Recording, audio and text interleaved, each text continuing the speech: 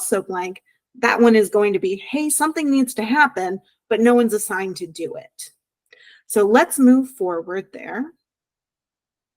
There will be a couple of options that we have to get that task reassigned. The first one is going to be from the business process event itself. There is a lovely reassign button so that you'll be able to get it moved over to someone. But we also have a report called unassigned tasks. And similar to the business process transactions awaiting me, this is going to allow you to look at a date range. It's going to allow you to look at either all of the business processes or specific types. Now, the bonus of using the report is that it's going to give you information on which security group is causing the issue. And that's something that we can all use to troubleshoot what's going on in the background, whether there's like a future change that hasn't gone into effect yet, or there might be a role that needs to be assigned somewhere. And let's go ahead and move forward here. We're going to kind of bring this together. So business processes, just as a reminder, allows us to manage events for workers. It's going to give us that single source of truth for the worker history and current state. It lets us move things automatically through the workflows that Warner has decided on. And it's going to mean that you're spending less time on, tracking people down or figuring out what comes next. And Rachel, go right ahead. Hi, Meg. I have a couple questions. Mm-hmm. So I was the one who asked the question about the proposed business processes.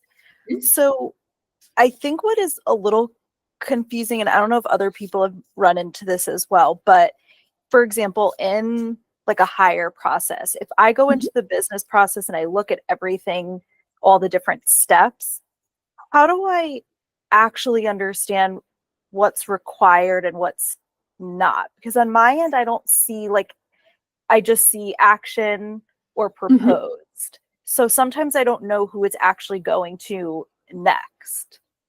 So in your My Tasks, when you have a task that's waiting on you, that front page is going to just be the task that's waiting on you. And then when you action it, it will actually pop up with a what's going to happen next. You'll also be able to get into your archive and go through to see that process tab and what has been completed and then what still needs to happen.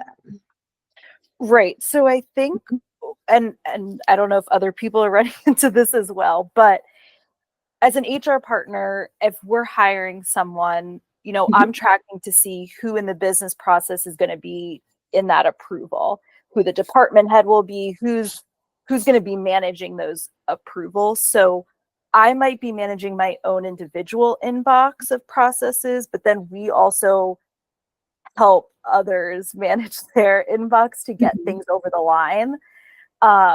So that's why I was trying to understand how the process works so that we can remind people to move their processes along, because it essentially then causes delays for us in making sure things are approved timely, if that makes sense. Tara probably can give more background too. It's been a while, and there used to be a report that could be pulled that was like all the transactions that were waiting approval and where we were in the approval process. And Correct. I can't remember the name of that report. Good news there. Jess will be covering that in just like 2 slides. Oh my God, I'm so happy. Okay, then I'm going to stop that. Great questions, though. Yes, absolutely very important. There will be reports that will help you with those. If you do have a specific transaction that you are looking at as well, you always do have the option of finding that from, let's say, the worker profile, or if you have taken an action on that, you'll be able to get to it from My Tasks. And Nicole, I see you have yours up as well. I do. Thank you. A question from Crystal is it correct that business processes are globally standardized? And that is why, for example, certain tasks don't apply to US the same way they are in the UK. Okay, if I am understanding this question correctly, it sounds like you're asking if the same business process is being used globally, but specific steps apply only to specific locations. And providing, okay, good. So yes, that is absolutely correct. You are understanding that. What we have are entry conditions into each step, which tell it these are the different areas, locations, business units, companies, labels even, that this step applies to. And if a worker's event is not meeting those entry conditions, it's just going to skip right over that, which is why, yes, we might be using the same business process, but it's going to look a little bit different in the UK versus in the US. And I believe Shamir will also be able to weigh in on that. Go right ahead. Yeah, well, there's some BPs that we have specific to recruiting is one, right? Recruiting is one that we have created for a condition, which you covered the condition rule, right? Condition-based BPs. Yes. Right? Yeah. So if recruitment for UK, US, and Canada, there is a different BP that can be used than recruiting for rest of the world. So based on the condition, we can configure the BP itself to be defined. The steps can be defined differently. Okay. So and each step can be configured to do separate way too. Like each entry condition to a step can be an approval is only required if you're in UK, right?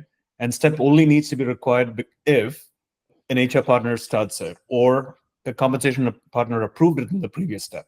So we have full flexibility to how to navigate through the BP based on who did it first, who started it, what is the location, what are the other criteria that we want to do. And most of our BPs are like that. Most of the BPs are. So to Rachel's earlier question, if you look at a business process, it'll tell you what are the steps, upcoming steps, right? Next in progress and next to be completed, there is a button at the bottom of it. But if you look at it, it'll actually show all the steps that BP is supposed to do. It's only when it hits that step, it technically evaluates it and says that based on the previous step, you actually don't need it. It'll automatically skip it.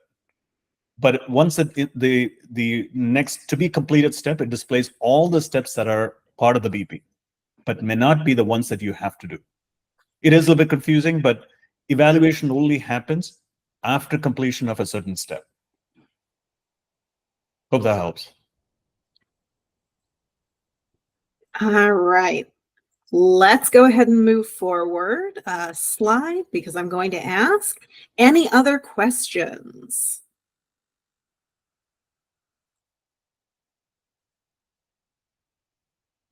All right, I am going to take silence as no and move over to Jess for reporting. Thank you very much. Thank you.